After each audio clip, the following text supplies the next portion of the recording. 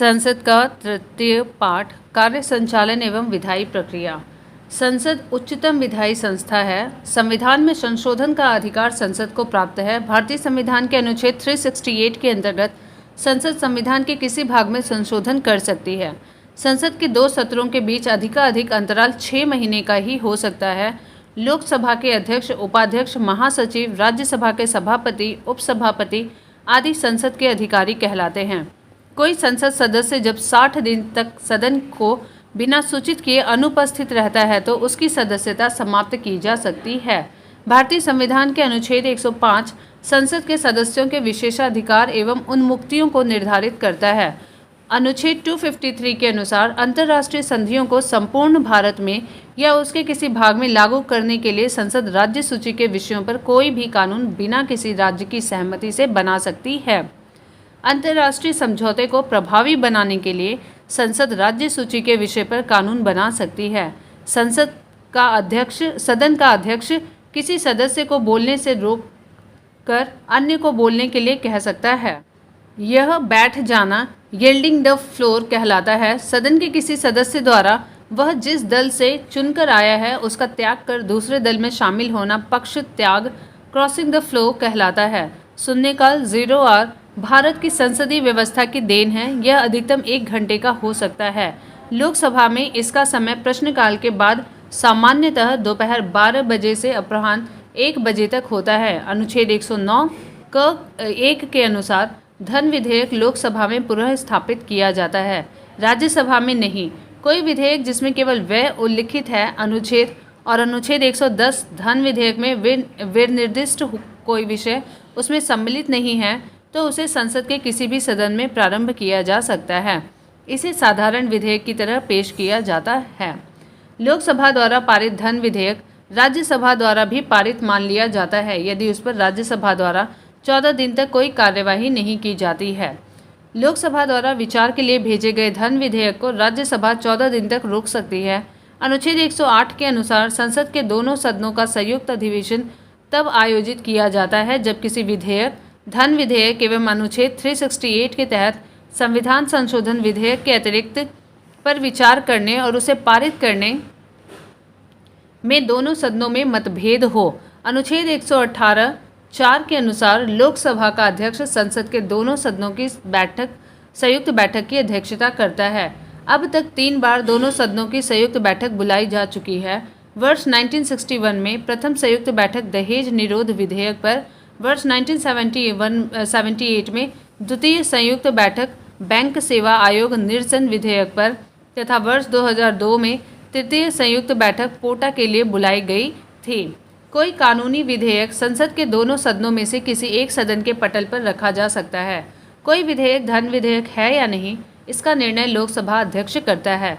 भारत के लोक वित्त पर संसद के नियंत्रण के लिए संसद के समक्ष वार्षिक वित्तीय विवरण प्रस्तुत किया जाता है। भारत की संचित निधि से धन निकालने के लिए विनियोग विधेयक पारित करना पड़ता है।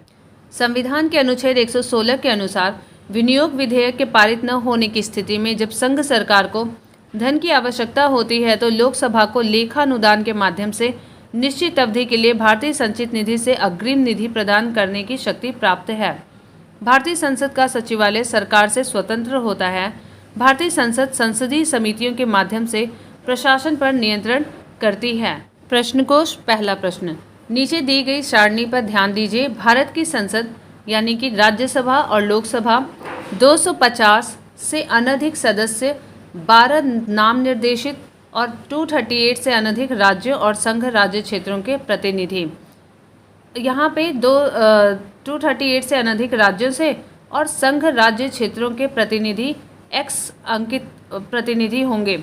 लोकसभा में 552 से अनधिक सदस्य होंगे जिसमें 523 से अनधिक राज्यों के प्रतिनिधि होंगे, 2 से अनधिक नाम निर्देशित होंगे एंग्लो इंडियन समुदाय से, और X जो हैं ये करीब 530 और 2 हो गए तो 20 जो होंगे संघ राज्य क्षेत्रों से हो गए। यही सी X की वैल्यू हमें यहाँ पे फाइंड करनी है। X अंकित स्थान पर निम्नलिखित में से किसे रखना ठीक होगा? तो 20 से अनधिक नाम निर्देशित सदस्य नहीं, संघ राज्य क्षेत्र के 20 से अनधिक सदस्य, ऑप्शन सी यहाँ पे सही है। एक्सप्लेनेशन देख लेते हैं इसका। प्रश्नकाल में लोकसभा के 552 से अनधिक सदस्यों में से 530 से अनधिक राज्यों के प्रतिनिधि, 20 से अनधिक संघ राज्य क्षेत्रों के प्रतिनिधि अनुच्छेद 81 में थे ये, और 2 से अनधिक राष्ट्रपति द्वारा नामित आंग्ल भारतीय हो सकते थे। अनुच्छेद 331 में मेंशन था। संविधान के 104वां संशोधन जो था अधिनियम 2019 द्वारा अनुच्छेद 334 को संशोधन करके लोकसभा और राज्यों की विधानसभाओं में आंग्ल भारतीय समुदाय के प्रतिनिधि को नामित करने के प्रावधान को पूर्ण निर्धारित समय सीमा संविधान के प्रारंभ से 70 वर्ष तथा अर्थात 25 जनवरी 2020 से आगे न बढ़ाते हुए निष्प्रभावी कर दिया गया है। क्वेश्चन नंबर 2, भारतीय संविधान के अनुच्छेद 87 के अंतर्गत भारत का राष्ट्रपति अभिभाषण दे सकता है एक साथ समवेत संसद के दोनों सदनों में। Option D. भारतीय संविधान के अनुच्छेद 87 के अनुसार भारत का राष्ट्रपति लोकसभा के लिए प्रत्येक साधारण निर्वाचन के पश्चात प्रथम सत्र के आरंभ में और प्रत्येक वर्ष के प्रथम सत्र के आरंभ में एक साथ समवेत संसद के दोनों सदनों में अभिभाषण देता है। क्वेश्चन नंबर 3, भारत के राष्ट्रपति के विशेष अभिभाषण के संदर्भ में निम्नलिखित में से कौन से कथन सही हैं? राष्ट्रपति लोकसभा के साधारण निर्वाचन के पश्चात प्रथम सत्र और प्रत्येक वर्ष के प्रथम सत्र के आरंभ में संसद के दोनों सदनों की संयुक्त बैठक को संबोधित करता है। सही है। राष्ट्रपति अपने अभिभाषण में संसद को उसके आह्वान के कारणों के विषय में सूचित करता है। ये भी सही है, पहला और दूसरा दोनों सही है। Option C. संविधान के अनुच्छेद 87 के अनुसार राष्ट्रपति लोकसभा के लिए प्रत्येक आम निर्वाचन के पश्चात प्रथम सत्र के प्रारंभ में और प्रत्येक वर्ष के प्रथम सत्र के प्रारंभ में एक साथ समवेत संसद के दोनों सदनों में अभिभाषण करेगा और संसद को उसके आह्वान के कारण बताएगा। क्वेश्चन नंबर 4, भारत के संविधान में निम्नलिखित में से क्या कथित है? राष्ट्रपति संसद के किसी भी सदन का सदस्य नहीं होगा। सही है। संसद राष्ट्रपति और 2 सदनों से राज्यसभा और लोकसभा से मिलकर बनेगी। ये भी सही है। बी, 1 और 2 दोनों सही हैं। दोनों कथन संविधान में उल्लिखित है। अनुच्छेद 59(1) के अनुसार राष्ट्रपति संसद के किसी सदन का सदस्य नहीं होगा, जबकि अनुच्छेद 79 के अनुसार संसद राष्ट्रपति और दोनों सदनों राज्यसभा और लोकसभा से मिलकर बनेगी। क्वेश्चन नंबर 5, राष्ट्रपति संसद का हिस्सा नहीं होता है, संसद का हिस्सा होता है। Option B. क्वेश्चन नंबर 6, भारतीय संसद बनती है लोकसभा, राज्यसभा और राष्ट्रपति से। Option D. याद रखिएगा, लोकसभा, राज्यसभा और राष्ट्रपति से मिलकर बनती है संसद। भारत में संसद मिलकर निर्मित होती है। राष्ट्रपति, लोकसभा और राज्यसभा, उपराष्ट्रपति शामिल नहीं होता इसमें। तो पहला, दूसरा और तीसरा ऑप्शन ए में है। ये उत्तर सही है। अगले प्रश्न को देखते हैं। क्वेश्चन नंबर 8, भारतीय संसद में निम्नलिखित में से कौन शामिल है? तो लोकसभा, राज्यसभा, लेकिन यहाँ प्रधानमंत्री है इसलिए नहीं, राष्ट्रपति और दोनों सदन। ऑप्शन डी यहाँ पे सही है और ये कई बार पूछा गया प्रश्न भी है।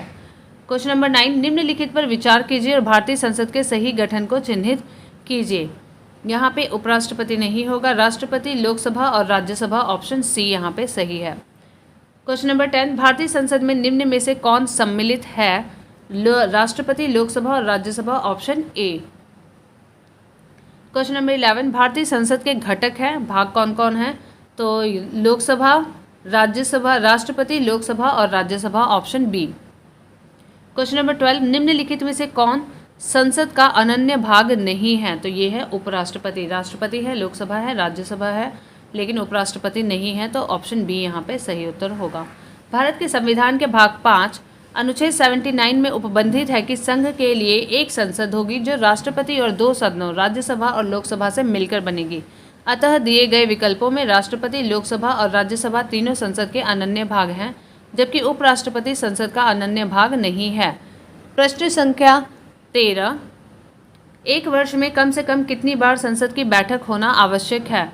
तो 2 बार। Option B. अनुच्छेद 85(1) के अनुसार संसद के प्रत्येक सदन के एक सत्र के अंतिम बैठक और आगामी सत्र की प्रथम बैठक के बीच 6 माह से अधिक का अंतर नहीं होगा। इस प्रकार एक वर्ष में कम से कम 2 बार संसद के प्रत्येक सदन की बैठक होना अनिवार्य है। क्वेश्चन नंबर 14, संसद के 2 सत्रों के बीच अधिकाधिक अंतराल होना चाहिए 6 महीने का। Option B. क्वेश्चन नंबर 15, संसद के अधिकारियों में सम्मिलित हैं अध्यक्ष लोकसभा, उपाध्यक्ष लोकसभा, महासचिव लोकसभा, अध्यक्ष राज्यसभा। तो यहाँ पे सभी के सभी चारों जो हैं वो सही उत्तर है। ऑप्शन डी संविधान के अनुसार संसद के अधिकारियों में सम्मिलित हैं राज्यसभा का सभापति एवं उपसभापति, अनुच्छेद 89 में मेंशन है। लोकसभा का अध्यक्ष और उपाध्यक्ष अनुच्छेद 93 के तहत, संसद का सचिवालय अनुच्छेद 98 के तहत। इस प्रकार अभीष्ट उत्तर विकल्प डी। क्वेश्चन नंबर 16, संसद विधानसभा किसी सदस्य की सदस्यता तब समाप्त समझी जाती है जब वह बिना सदन को सूचित किए अनुपस्थित रहता है। ऑप्शन ए 60 दिनों तक। ऑप्शन ए अनुच्छेद 101(4) के अनुसार संसद एवं अनुच्छेद 190(4) के अनुसार राज्य विधानमंडल के किसी सदस्य की सदस्यता तब समाप्त समझी जाती है जब वह 60 दिन की अवधि तक सदन की अनुज्ञा के बिना उसके सभी अधिवेशनों से अनुपस्थित रहता है। परंतु 60 दिन की उक्त अवधि की गणना करने में किसी ऐसी अवधि को हिसाब में नहीं लिया जाएगा जिसके दौरान सदन सत्रावसित या निरंतर 4 से अधिक दिनों के लिए स्थगित रहता है। क्वेश्चन नंबर 17, एक एमपी की सीट को रिक्त घोषित किया जा सकता है यदि वह सदन से लगातार 2 माह यानी कि 30 + 30 60 की अवधि के लिए अनुपस्थित रहता है। Option B. क्वेश्चन नंबर 18, बिना अनुमति के कितने दिन संसद में से अनुपस्थित रहने पर किसी सांसद को अयोग्य घोषित किया जा सकता है? तो ऑप्शन बी 60 दिन तक। क्वेश्चन नंबर 19, सर्वप्रथम एक सांसद विधायक को इस आधार पर सदस्यता से अयोग्य घोषित किया गया है कि वह सदन की अनुमति के बिना उसकी 60 लगातार बैठकों में अनुपस्थित रहा है, तो वो राज्यसभा का सदस्य था। Option A. सर्वप्रथम दिसंबर 2000 में पंजाब के निर्दलीय राज्यसभा सांसद बरजिंदर सिंह हमदर्द को इस आधार पर सदस्यता से अयोग्य घोषित किया गया था कि वह सदन की अनुमति के बिना उसकी लगातार 7 बैठकों में अनुपस्थित रहे थे। क्वेश्चन नंबर 20, किसी मंत्री के विरुद्ध विशेषाधिकार प्रस्ताव उठाया जा सकता है जब वह किसी मामले के तथ्यों को रोकता है या तथ्यों को बिगड़ा हुआ वर्णन देता है। Option C. संसदीय नियमों एवं प्रक्रिया के तहत किसी मंत्री के विरुद्ध विशेषाधिकार प्रस्ताव उठाया जा सकता है यदि वह किसी मामले के तथ्यों को रोकता है अथवा तथ्यों को बिगड़ा हुआ वर्णन देता है। क्वेश्चन नंबर 21, निम्नलिखित कथनों पर विचार कीजिए। संसद निहरता निवारण अधिनियम 1959 कई पदों को लाभ का पद के आधार पर निरहरता से छूट देता है। 2, उपयुक्त अधिनियम 5 बार संशोधित किया गया है। तीसरा, लाभ का पद भारत के संविधान में भली भांति परिभाषित किया गया है, तो ये भली भांति परिभाषित नहीं किया गया है, बाकी दोनों सही है, इसलिए ऑप्शन 1 और 2।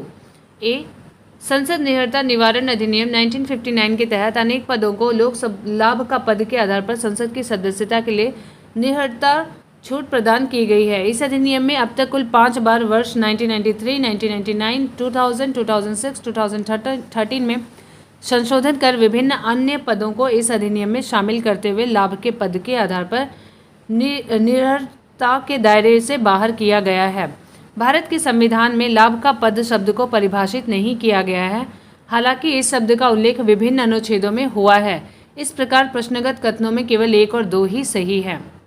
क्वेश्चन नंबर 22, लाभ के पद का निर्णय डिसीजन कौन करेगा? राष्ट्रपति एवं राज्यपाल, बी संघीय संसद। तो यहाँ पे होगा आंसर बी संघीय संसद। आइए एक्सप्लेनेशन देखते हैं इसका। यहाँ पे राष्ट्रपति और राज्यपाल को भी बोला है, ऑप्शन ए और बी दोनों सही हैं। विश्लेषण देखते हैं। विश्लेषण 1, कोई पद संसद अथवा विधान मंडलों में सदस्यता की निहरता हेतु लाभ का पद है अथवा नहीं, इसका निर्णय अनुच्छेद 102(1) क के अंतर्गत केंद्र में संसद तथा अनुच्छेद 191(1) क के अंतर्गत राज्यों के राज्य विधान मंडल करेंगे।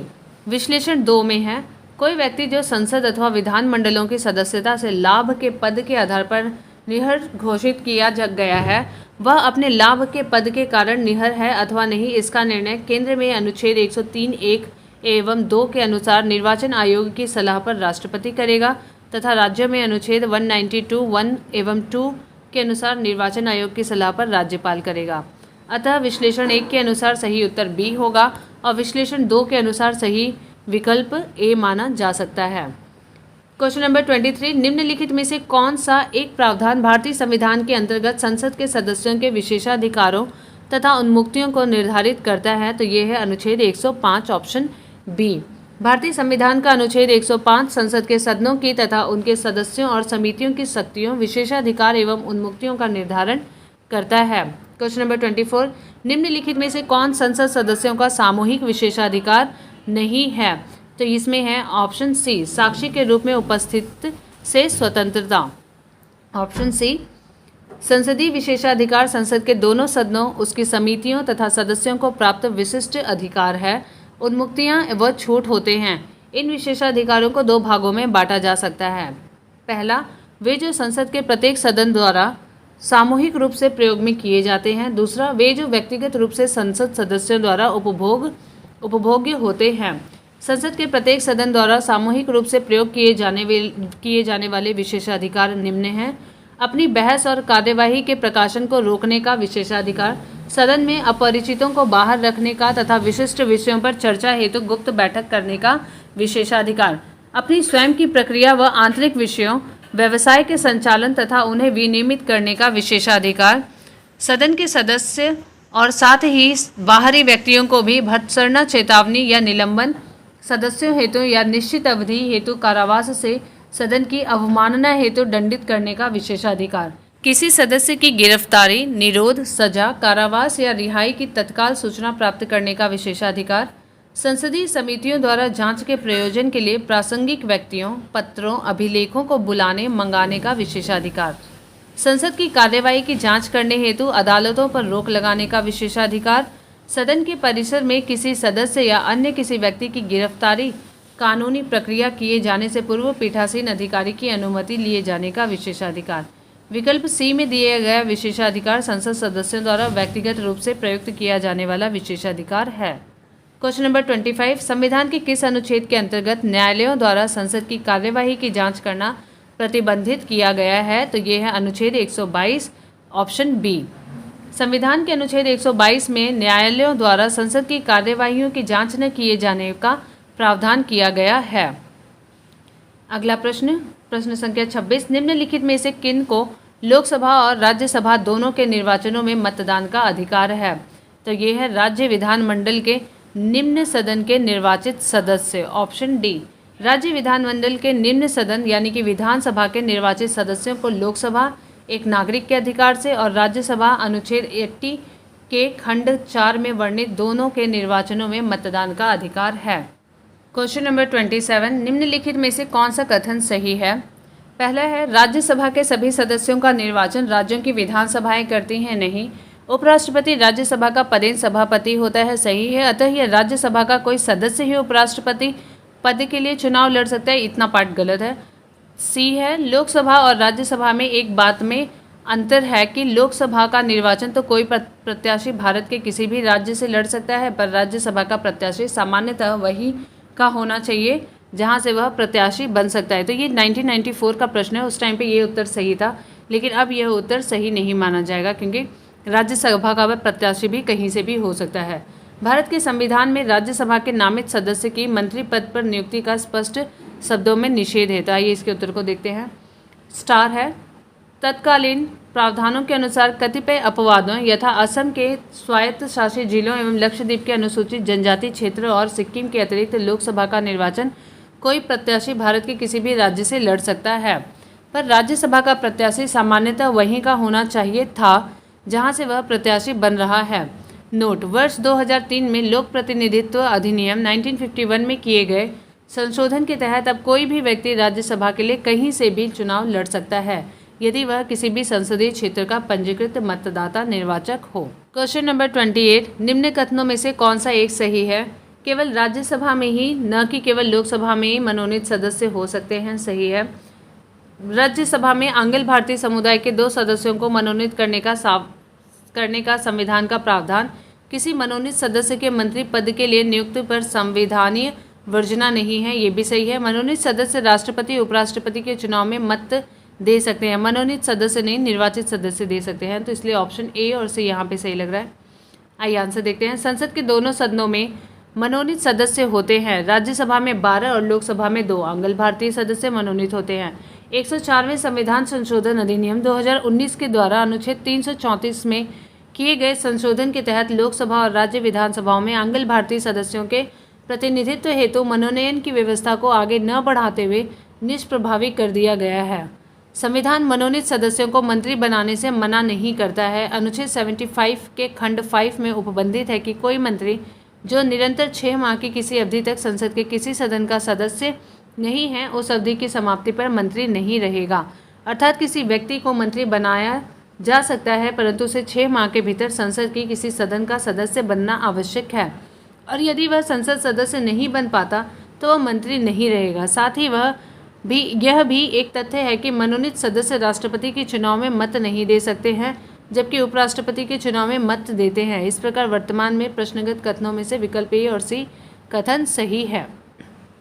क्वेश्चन नंबर 29, संसद राज्य सूची के विषय के संबंध में कानून बना सकती है यदि राज्यसभा ऐसा संकल्प पारित करती है तो। ऑप्शन बी, संविधान के अनुच्छेद 249 के तहत यदि राज्यसभा उपस्थित और मत देने वाले सदस्यों के 2/3 बहुमत से ऐसा प्रस्ताव पारित करे कि राष्ट्रीय हित में राज्य सूची के किसी विषय पर संसद द्वारा कानून बनाना आवश्यक है, तो संसद उस विषय पर कानून बना सकती है।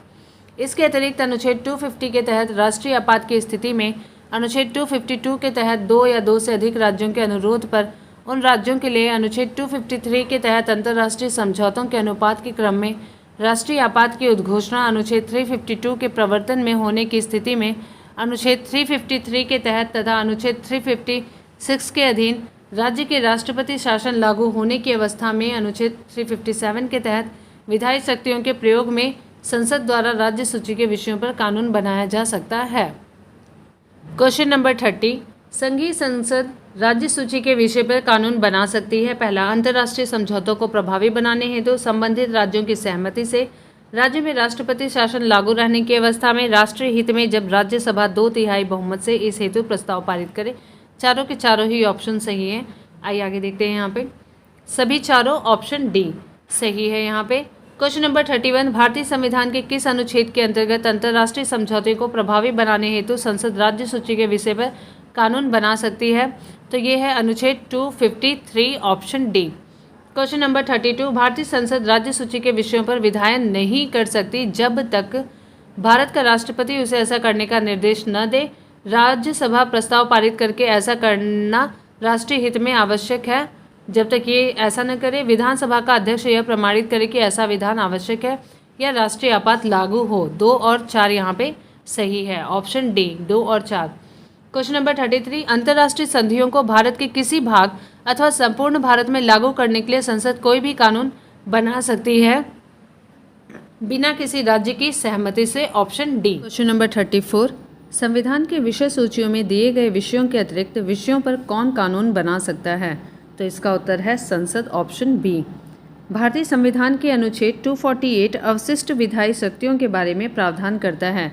इसके अनुसार संसद को किसी ऐसे विषय के संबंध में जो संवर्धित सूची या राज्य सूची में प्रगणित या उल्लिखित नहीं है, विधि बनाने का अनन्य शक्ति प्राप्त है।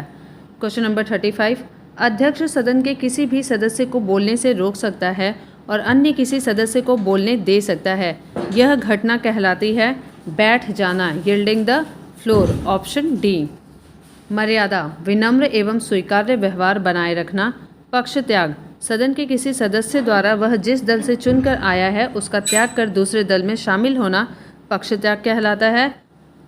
अंतर्प्रदन, किसी सरकारी अधिकारी से किसी नीति या कार्य के विवरण की मांग हेतु संसदीय प्रक्रिया अंतर्प्रदन कहलाती है। बैठ जाना, अध्यक्ष किसी भी सदस्य को बोलने से रोककर अन्य को बोलने के लिए कह सकता है। क्वेश्चन नंबर 36, संसद में शून्यकाल का समय है वैसे 12 से अपराह्न 1 बजे तक। तो यहाँ पे ऑप्शन सी और डी दोनों दिया हुआ है। आइए एक्सप्लेनेशन देखते हैं। शून्यकाल यानी कि 0 आवर विशिष्ट भारतीय संसदीय व्यवस्था है। लोकसभा में प्रश्नकाल के बाद का समय शून्यकाल कहा जाता है, जिसकी अवधि अधिकतम 1 घंटा हो सकती है, जिसे 0 आवर कहा जाता है। यह सामान्यतः दोपहर 12 से 1 बजे तक का समय होता है। पहले राज्यसभा में भी यही स्थिति थी, परंतु राज्यसभा में प्रश्नकाल की अवधि को वर्ष 2014 में परिवर्तित करके दोपहर 12 बजे से 1 बजे तक कर दिया गया। तदनुसार अब राज्यसभा में सर्वप्रथम 11 बजे से दस्तावेज सदन के पटल पर रखे जाते हैं, जिसके बाद सभापति की अनुमति के साथ तत्काल आवश्यक जनहित के मुद्दे शून्यकाल के तहत उठाए जाते हैं। फिर विशेष उल्लेख यानी कि स्पेशल मेंशंस 12 बजे तक लिए जाते हैं। इस प्रकार अब राज्यसभा में शून्यकाल का समय प्रश्नकाल से पूर्व यानी कि सुबह 11 बजे से दोपहर 12 बजे के बीच हो गया है, जबकि लोकसभा में यह पूर्ववत प्रश्नकाल के बाद दोपहर 12 से 1 बजे तक है। संसदीय प्रक्रिया में शून्यकाल शब्द को औपचारिक मान्यता प्राप्त नहीं है। शून्यकाल में किसी तत्काल आवश्यक जनहित के मामले को उठाने के लिए सदस्य प्रतिदिन अध्यक्ष सभापति को पूर्व सूचना देते हैं। किसी मामले को उठाने या न उठाने की अनुमति या मामले के क्रम का निर्णय अध्यक्ष सभापति पर निर्भर करता है। इस दौरान सदन का कोई सदस्य अत्यंत महत्वपूर्ण विषयों से संबंधित प्रश्न मंत्रियों से पूछ सकता है और उत्तर देने को कह सकता है। क्वेश्चन नंबर 37, भारतीय संसद की कार्यवाही में शून्यकाल का अर्थ है सत्र का प्रथम घंटा नहीं, जिसे विशेषाधिकार प्रस्ताव स्वीकृत होता है, नहीं प्रश्नकाल के पूर्व का काल, नहीं प्रश्नकाल के ठीक पश्चात का काल। तो यहाँ पे ये नहीं पता है कि राज्यसभा का है या लोकसभा का है। यहाँ पे संसद लिखा हुआ है और दोनों का समय अलग अलग है, इसलिए यहाँ पे स्टार है, क्योंकि एक में प्रश्नकाल के जस्ट पूर्व का काल होगा और एक में प्रश्नकाल के ठीक पश्चात का काल होगा।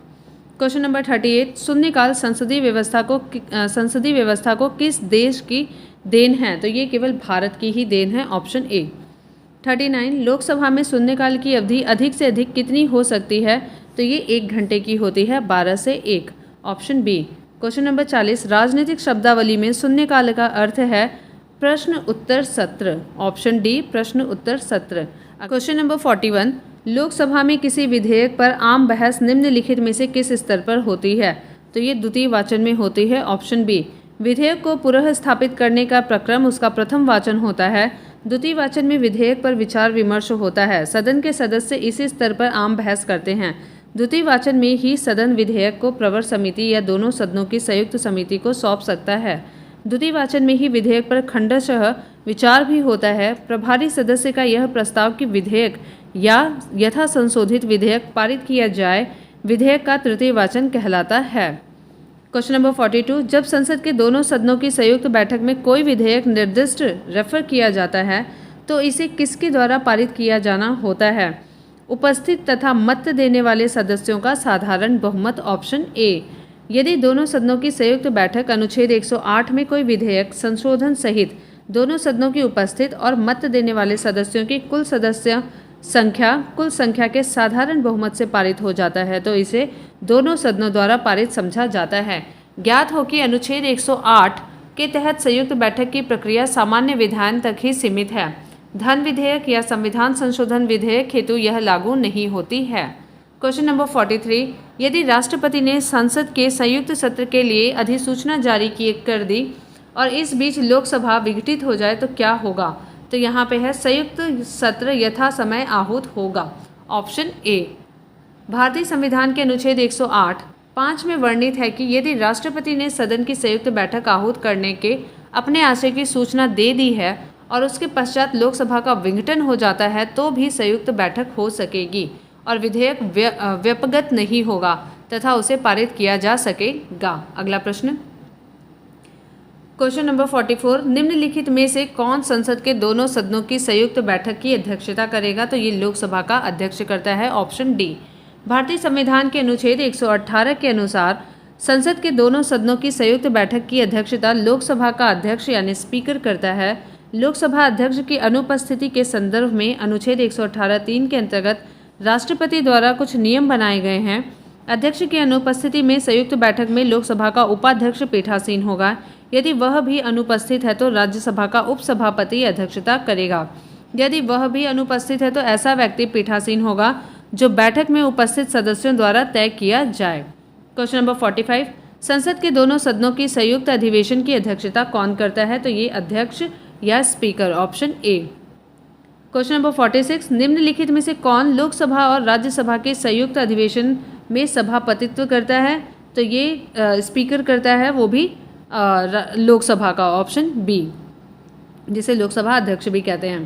क्वेश्चन नंबर 47, भारतीय संसद के दोनों सदनों की संयुक्त बैठक की अध्यक्षता करते हैं लोकसभा के अध्यक्ष, ऑप्शन सी। क्वेश्चन नंबर 48, निम्नलिखित में से कौन संसद के संयुक्त सत्र की अध्यक्षता करने हेतु अधिकृत है? तो ये भी नहीं, भारत के उपराष्ट्रपति भी नहीं। आइए आगे देखते हैं, भारत के प्रधानमंत्री भी नहीं, लोकसभा के अध्यक्ष, ऑप्शन डी। क्वेश्चन नंबर 49, निम्न कथनों पर विचार कीजिए। भारत में संसद के दोनों सदनों की संयुक्त बैठक अनुच्छेद 108 में संस्वीकृत है। लोकसभा और राज्यसभा की प्रथम संयुक्त बैठक वर्ष 1961 में हुई थी। तीसरा है, भारतीय संसद के दोनों सदनों की दूसरी संयुक्त बैठक बैंक सेवा आयोग निरसन बिल को पारित करने के लिए हुई थी। तो यहाँ पे तीनों ही कथन सही हैं, 1, 2, 3। आइए आंसर देखते हैं। भारत में संसद के दोनों सदनों की संयुक्त बैठक का प्रावधान अनुच्छेद 108 में वर्णित है। संविधान के अनुच्छेद 108 के अनुसार दोनों सदनों की संयुक्त अधिवेशन तब आयोजित होता है जब किसी साधारण विधि निर्माण विधेयक पर विचार करने और उसे पारित करने में दोनों सदनों में मतभेद हो। लोकसभा और राज्यसभा की प्रथम संयुक्त बैठक दहेज निरोधक विधेयक 1959 पर 6 और 9 मई 1961 को आयोजित की गई। द्वितीय संयुक्त बैठक बैंक सेवा आयोग निरसन बिल 1977 को पारित करने के लिए 17 मई 1978 को आयोजित हुई और तृतीय संयुक्त बैठक 26 मार्च 2002 को आतंकवाद निरोधक विधेयक 2002 के संदर्भ में आयोजित की गई थी। क्वेश्चन नंबर 50, संसद के दोनों सदनों की संयुक्त अधिवेशन आयोजित होता है भारत के राष्ट्रपति के निर्वाचन के लिए, भारत के उपराष्ट्रपति के निर्वाचन के लिए, संविधान में संशोधन से संबंधित विधेयक को पारित करने के लिए, एक ऐसे विधेयक पर विचार करने के लिए और उसे पारित करने के लिए जिस पर दोनों सदनों में मतभेद हो। ऑप्शन केवल 4 वाला सही है, तो केवल 4D। अगला प्रश्न, क्वेश्चन नंबर 51, भारतीय संसद के दोनों सदनों की प्रथम संयुक्त बैठक हुई थी दहेज उन्मूलन विधेयक के संबंध में। Option A. Question number 52, Lok Sabha और राज्यसभा के बीच गतिरोध की किन स्थितियों में संसद की संयुक्त बैठक बुलाई जाती है। पहला है साधारण विधि निर्माण को पारित करने की स्थिति में। साधारण विधि निर्माण को पारित करने की स्थिति में केवल एक ही सही है। धन विधेयक को पारित करने की स्थिति में बिल्कुल भी नहीं, क्योंकि इसके लिए अधिकार जो है केवल लोकसभा के पास है। संविधान संशोधन विधेयक को पारित करने की स्थिति में इसमें लोकसभा और राज्यसभा दोनों का ही बहुत ही महत्वपूर्ण योगदान है, तो इसमें गतिरोध की तो कोई बात ही नहीं हो सकती। इसलिए ऑप्शन ए जो है कथन जो एक है केवल वही यहाँ पे सही है, ऑप्शन ए। क्वेश्चन नंबर 53, निम्नलिखित में से किस एक पर गतिरोध दूर करने हेतु लोकसभा और राज्यसभा की संयुक्त बैठक हो सकती है। तो ये है सामान्य विधेयक पर। बाकी धन विधेयक, संवैधानिक धन विधेयक पर लोकसभा, संवैधानिक विधेयक पर दोनों लोकसभा और राज्यसभा, और विनियोग विधेयक पर भी लोकसभा। तो ऑप्शन ए। क्वेश्चन नंबर 54, भारतीय संसद के दोनों सदनों की संयुक्त बैठक किस संबंध में होती है। तो ये होती है साधारण विधेयक पर, ऑप्शन सी पर गतिरोध होने पर। नेक्स्ट क्वेश्चन, क्वेश्चन नंबर 55, कोई कानूनी विधेयक संसद के किस पटल पर रखा जा सकता है। तो ये है ऑप्शन सी, दोनों में से संसद के एक पटल पर, दोनों में से संसद के एक पटल पर, ऑप्शन सी। कोई कानूनी विधेयक संसद के दोनों सदनों में से एक के पटल पर रखा जा सकता है, जबकि धन विधेयक अनुच्छेद 110 के खंड 1 के उपखंड क में से लेके उपखंड च में निर्दिष्ट किसी विषय के उपबंध करने वाले वित्त विधेयक या संशोधन केवल लोकसभा में प्रस्तुत किए जा सकते हैं। क्वेश्चन नंबर 56, निम्नलिखित कथनों में से कौन सा सही है। लोकसभा में लंबित कोई विधेयक उसके 17वां पर व्यपगत हो जाता है। राज्यसभा में लंबित कोई विधेयक जिसे लोकसभा ने पारित नहीं किया है, लोकसभा के व्यपगत या लोकसभा के विघटन पर व्यपगत नहीं होगा। तो यहाँ पे जो केवल दूसरा कथन है वो सही है, केवल 2। अनुच्छेद 107(3) के अंतर्गत संसद में लंबित विधेयक सदनों के 17वां के कारण व्यपगत नहीं होगा, अतः कथन 1 असत्य है। अनुच्छेद 107(5) के अनुसार लोकसभा में लंबित विधेयक अथवा लोकसभा द्वारा पारित एवं राज्यसभा में लंबित विधेयक लोकसभा के विघटन पर व्यपगत हो जाएगा, जबकि अनुच्छेद 107(4) के अंतर्गत राज्यसभा में लंबित विधेयक जिसको लोकसभा ने पारित नहीं किया है, लोकसभा के विघटन पर व्यपगत नहीं होगा, अर्थात कथन 2 सत्य है, अतः विकल्प बी सही उत्तर है। क्वेश्चन नंबर 57, संविधान के किस प्रावधान में कहा गया है कि विधि के प्राधिकार के बिना न तो कोई कर लगाया जा सकता है और न ही एकत्रित किया जा सकता है। तो यह है अनुच्छेद 265, ऑप्शन ए। संविधान के अनुच्छेद 265 में कहा गया है कि कोई कर विधि के प्राधिकार से ही अधिरोपित या संग्रहित किया जाएगा, अन्यथा नहीं। अनुच्छेद 266 भारत और राज्यों की संचित निधियों एवं लोक लेखे, अनुच्छेद 300 संघ एवं राज्यों के नाम से वाद और कार्यवाहियों तथा अनुच्छेद 368 संविधान संशोधन की प्रक्रिया से संबंधित है। अगला प्रश्न, प्रश्न संख्या 58, भारत की संचित निधि से धन निर्गत पर किसका नियंत्रण है? तो ये है महानियंत्रक, महालेखा परीक्षक नहीं, भारत के वित्त मंत्री नहीं, अधिकृत मंत्री भी नहीं, तो उपयुक्त में से कोई भी नहीं, ऑप्शन डी। क्योंकि भारतीय संविधान के अनुच्छेद 266 के अनुसार भारत की संचित निधि भारत सरकार को प्राप्त सभी राजस्व उस सरकार द्वारा राज्य हुंडिया निर्गमित करके उधार द्वारा या अग्रिम अर्थोपाय द्वारा लिए गए सभी उधार या उधारों के प्रति संदाय में उस सरकार को प्राप्त सभी धनराशियों से मिलकर बनती है। यह संसद के नियंत्रणाधीन होती है, यानी संसद का इस पर नियंत्रण होता है। संचित निधि से कोई भी धनराशि तब तक निर्गमित नहीं की जा सकती जब तक संसद की अनुमति प्राप्त न कर ली जाए। इसीलिए बजट प्रावधानों के अनुरूप कार्यपालिका को संचित निधि से धन निकालने का अधिकार तभी प्राप्त होता है जब संसद अनुच्छेद 114 के तहत विनियोग अधिनियम के माध्यम से इस हेतु अनुमति प्रदान करती है। क्वेश्चन नंबर 59, करों और सरकारी कामकाज के निर्वाह में हुई अन्य प्राप्तियों से संघीय सरकार को प्राप्त हुआ समूचा राजस्व जमा होता है भारत की संचित निधि में, option C. Question number 60, Bharat की संचित निधि से निधि निकालने के लिए निम्नलिखित में से किसका अनुमोदन अनिवार्य है? भारत के संसद का, तो ऑप्शन बी।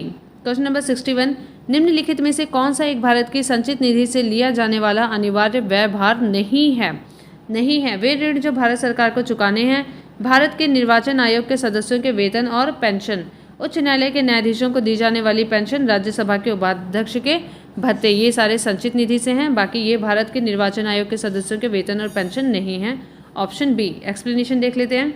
संविधान के अनुच्छेद 112(3) के अनुसार भारत की संचित निधि पर भारित व्यय इस प्रकार हैं: राष्ट्रपति की उपलब्धियां और भत्ते तथा उसके पद से संबंधित अन्य व्यय, राज्यसभा के सभापति और उपसभापति के तथा लोकसभा के अध्यक्ष और उपाध्यक्ष के वेतन और भत्ते, ऐसे ऋण भार जिनका दायित्व भारत सरकार पर है, जिनके अंतर्गत ब्याज, निक्षेप निधि भार, मोचन भार, उधार लेने और ऋण सेवा और ऋण मोचन से संबंधित अन्य व्यय हैं। और डी, उच्चतम न्यायालय के न्यायाधीशों को या उनके संबंध में संदेह वेतन, भत्ते, पेंशन, फेडरल न्यायालय के न्यायाधीशों को या उनके संबंध में संदेह पेंशन, उस उच्च न्यायालय के न्यायाधीशों को या उनके संबंध में दी जाने वाली पेंशन जो भारत के राज्य क्षेत्र के अंतर्गत किसी क्षेत्र के संबंध में अधिकारिता का प्रयोग करता है, या जो भारत डोमिनियन के राज्यपाल वाले प्रांत के अंतर्गत किसी क्षेत्र के संबंध में इस संविधान के प्रारंभ से पहले किसी समय अधिकारिता का प्रयोग करता था। भारत के नियंत्रक महालेखा परीक्षक को या उनके संबंध में संदेय वेतन, भत्ते और पेंशन, किसी न्यायालय या मध्यस्थम अधिकरण के निर्णय, डिक्री या पंचाट की तुष्टि हेतु अपेक्षित राशियां, कोई अन्य व्यय जो इस संविधान द्वारा या संसद की विधि द्वारा इस प्रकार भारित घोषित किया जाता है यथा अनुच्छेद 322 के तहत संघ लोक सेवा आयोग के अध्यक्ष और सदस्यों का संदेय वेतन और वेतन, भत्ते और पेंशन। नोट, भारत के उपराष्ट्रपति राज्यसभा के सभापति के रूप में वेतन व भत्ते प्राप्त करते हैं। क्वेश्चन नंबर 62, निम्नलिखित में से कौन सा एक व्यय भारत की संचित निधि पर भारित नहीं है? तो वह है भारत के उपराष्ट्रपति का वेतन और भत्ता, क्योंकि ये वहाँ पे राज्यसभा के सदस्य के रूप में वेतन प्राप्त करते हैं, ऑप्शन बी।